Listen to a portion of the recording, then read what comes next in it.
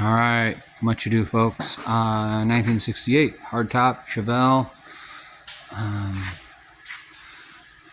So the driver's side quarter panel, it fitted up really nice in every way I wanted to. I got an adjustment on the door. I've got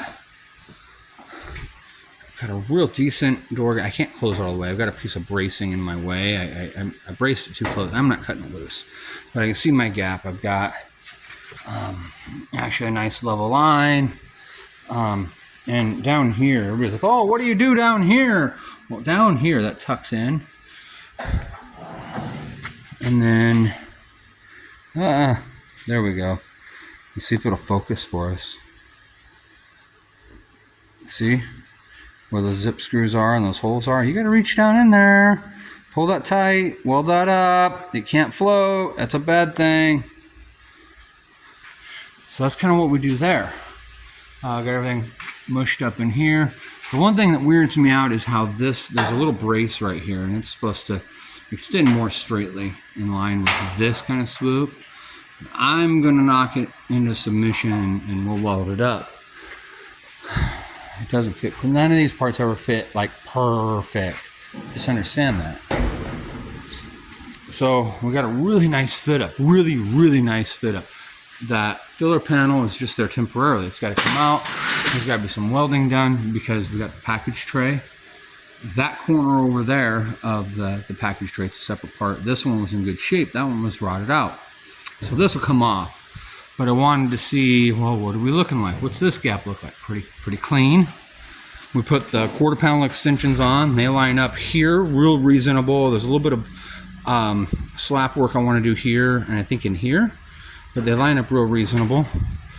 We got everything we want out of this. So we come over here, same thing, same. It's all really good, really decent gaps. As we pull stuff a little bit tighter, as we weld it and clamp it and weld it up, it'll level it out. So they've got these holes, 4 of them, in the tail panel. That's for your quarter panel extension. It's also a great alignment tool because it comes stamped in these. Now we're looking, we've got swoops right up around that corner, around that radius. It's about right, you know. I mean, that's really everything we want to see for that fit.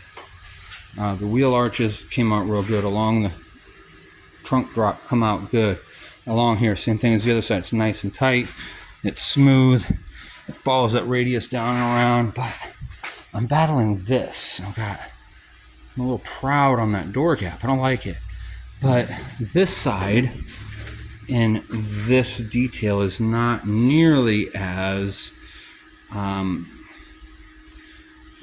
this line needed to be over to bring this to a 90. It needed to be mushed or stretched a little. So what we're going to end up probably having to do, because everything lines up really well, and then I've got this thing going on, and it's like a 90-degree real crisp corner, and up here it's like stretched and it's laid back.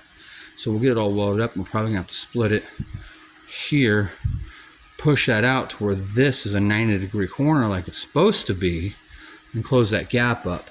Because right now as it sits, the door is in its all the way back position.